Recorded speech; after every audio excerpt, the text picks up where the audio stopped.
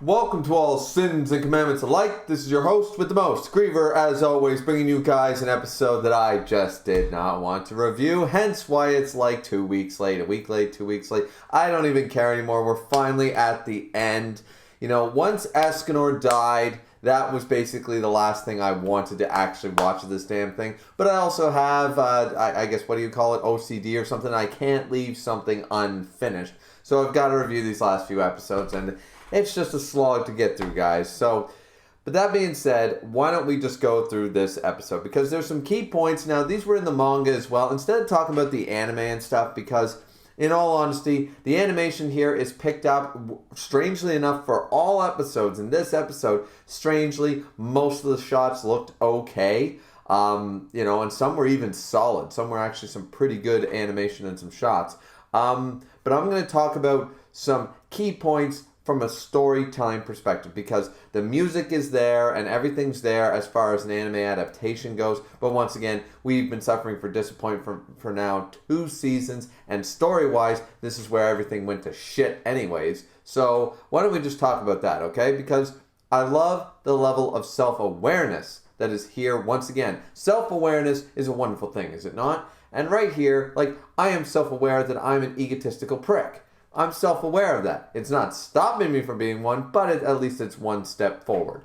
This, however, is almost laughably funny, because at the beginning of this episode, we already know all the bullshit that Merlin did. Chaos coming back, Kath not being like... Kath was not foreshadowed. I'm sorry, guys. This whole thing about Kath being this instrument of chaos where chaos wasn't foreshadowed, that's not good foreshadowing. We had this monster that nobody seemed to care about coming out of a cave for some damn reason attached to Arthur, who apparently knew Merlin's plan. That's why he was attached to Arthur. Like, the entire thing makes no goddamn sense. But let's just go on the first scene. The first scene is hilarious here, and I have the screenshots pulled up, and I'll probably pull them up here in the episode, because first off, King is the only reason, for once, King's not one of my favorite characters, guys, but King is the only goddamn reasonable one in this entire damn episode, because first and foremost, they bring up the fact, like, okay, what's actually happening with Merlin and Chaos and stuff like that. And King goes, that power is extraordinarily dangerous, right? And it's like, that's just wrong. Now, Gother's reaction to this is, I think that any and all power is dangerous depending on how it's used.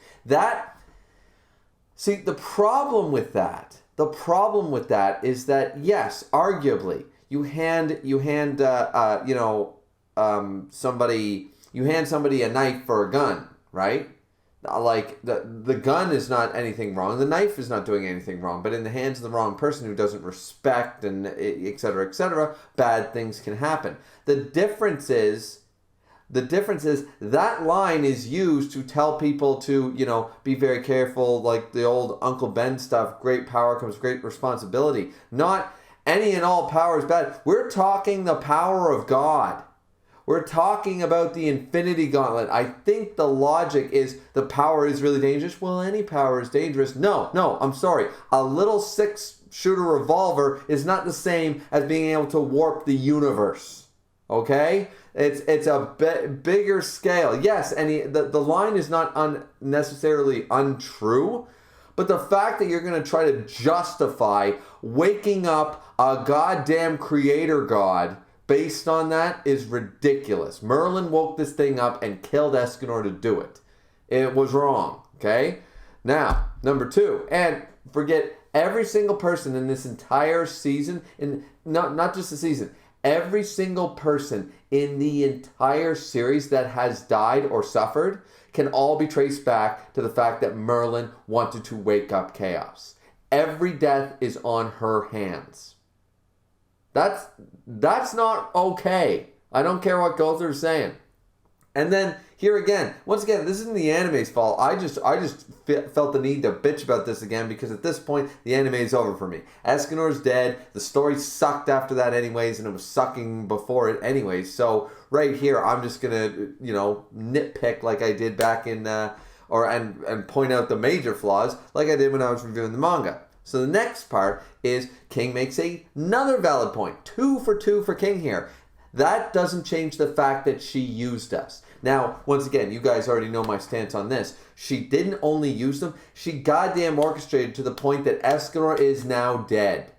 Escanor is dead and it's not some weird, you gotta go and read an entire video essay, 50-minute video to explain it. It's literally black and white. She needed either the Demon King or the Supreme Deity to wake up, or etc., etc. She needed them to cause all the energy, yada, yada, yada, to wake up the Lady of the Lake, to wake up chaos, etc., etc. That's all been explained. She needed to push the envelope. She needed the Demon King to ransack and blah, blah, blah, and all this stuff to happen.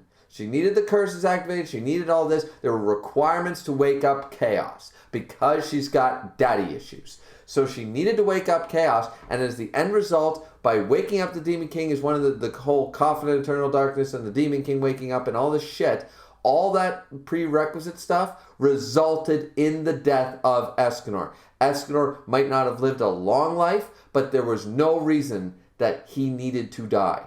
He died because Merlin is selfish. So King might not bring that up, but I sure as hell am. It doesn't change the fact that she used us. She used everybody. Everybody. It's ridiculous. Okay, next part. We have Gother. This is his next reasoning. Oh my god, I need a beer. This is his next reasoning. His counter-argument to this is Merlin's powers have helped us a lot, though, too.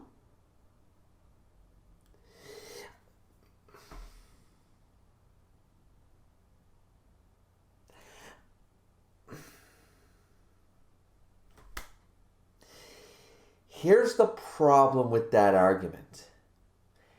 You never would have needed her help in the past 10 years if she wasn't being a puppet master orchestrating all the shit, the death, war, and destruction that has gone on for the entire series. You wouldn't have needed her goddamn help or her powers because Britannia would have been fine. Coffin of Eternal Darkness never would have woken up. The Red Demon, the Hendrickson, the Dreyfus shit, none of it would have happened. The fraudulent shit, none of it would have happened. The Demon King shit, none of it would have happened.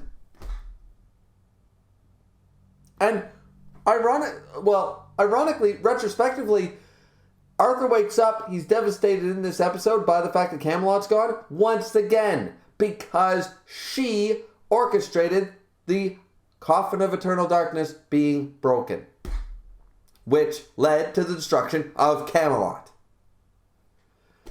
So her powers helped you. Yeah, when they were convenient for her. She fought when it was convenient. She conveniently forgets when it's convenient. And also, by the way, if you guys all recall, chapter 300 and all that shit. You know, the whole time seal thing that she was, everybody hold off, the first demon, the Sinner demon, so I can do this thing. Intentionally didn't. Reinstated the curse on Elizabeth. She actively tried to kill people. What do you mean help? She didn't help shit. She helped herself in situations that she caused. That's like me saying, if I lit my house on fire and I grabbed my dog, I went back into the fire and grabbed my dog, I'm a hero. No, I was the fucking one to light the house on fire. I'm an asshole. I'm still a villain. Just because I went back and tried to save the dog. What if people died in that fire, right? If you light a house on fire and you save 2 out of 4 people, you still murdered 2 people and lit a house on fire. Doesn't matter that you saved the other 2. Don't light the house on fire in the first place.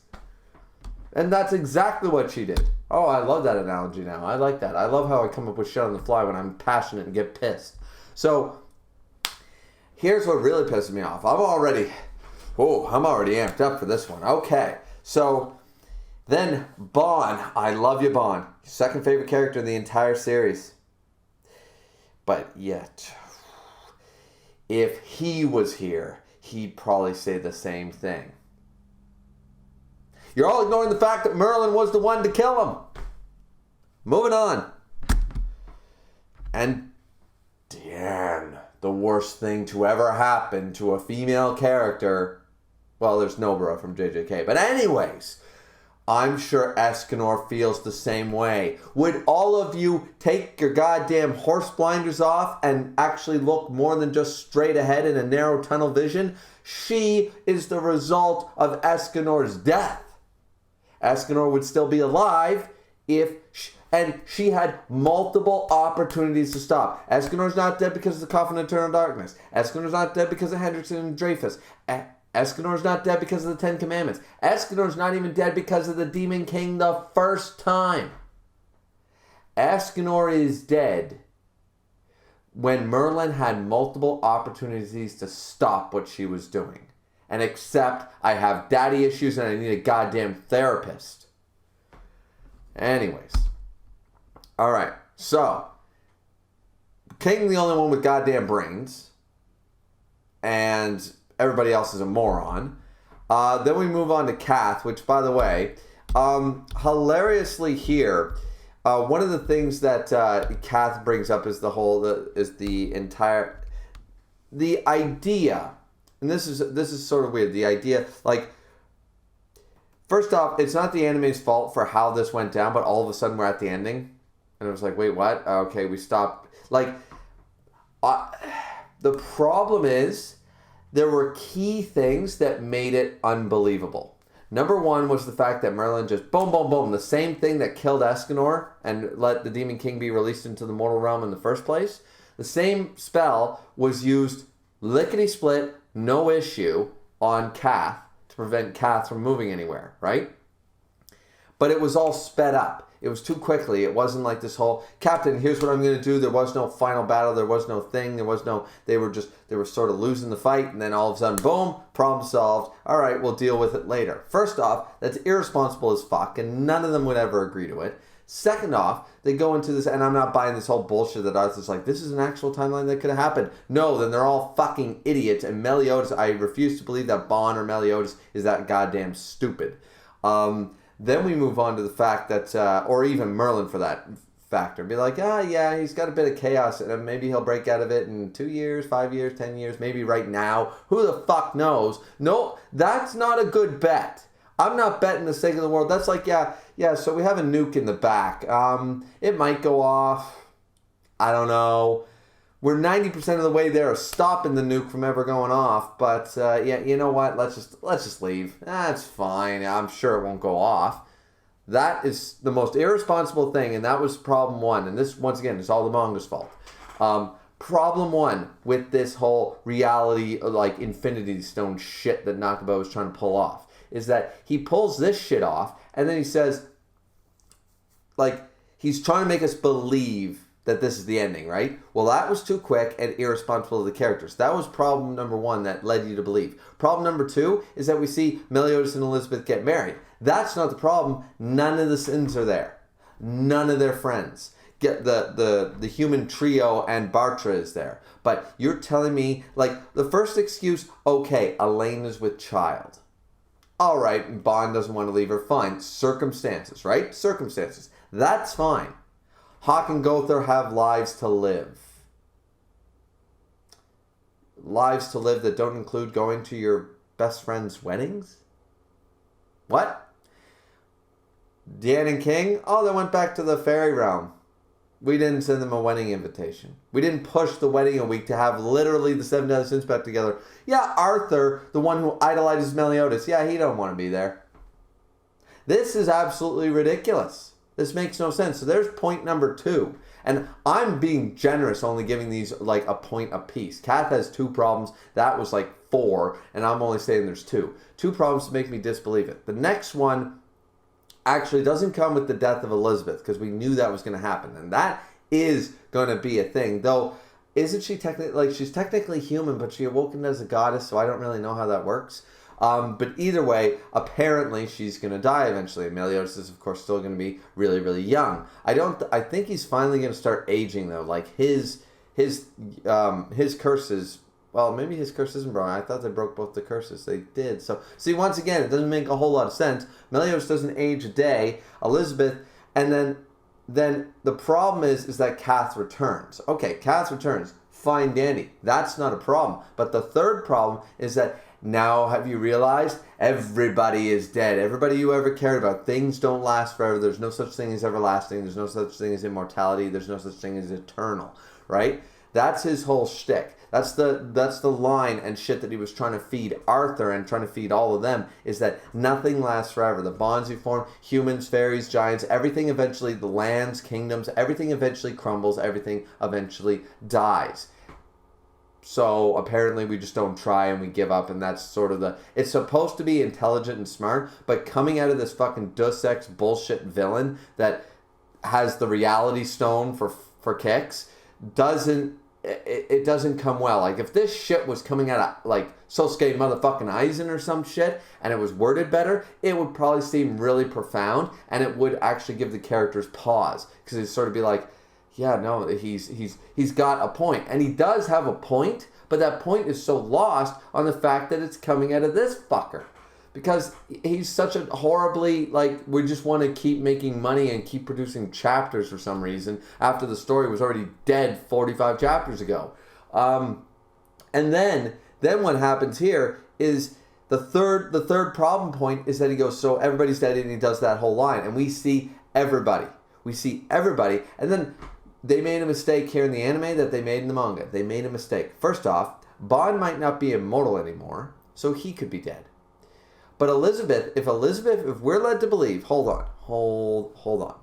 Let's just do a little bit of calculations.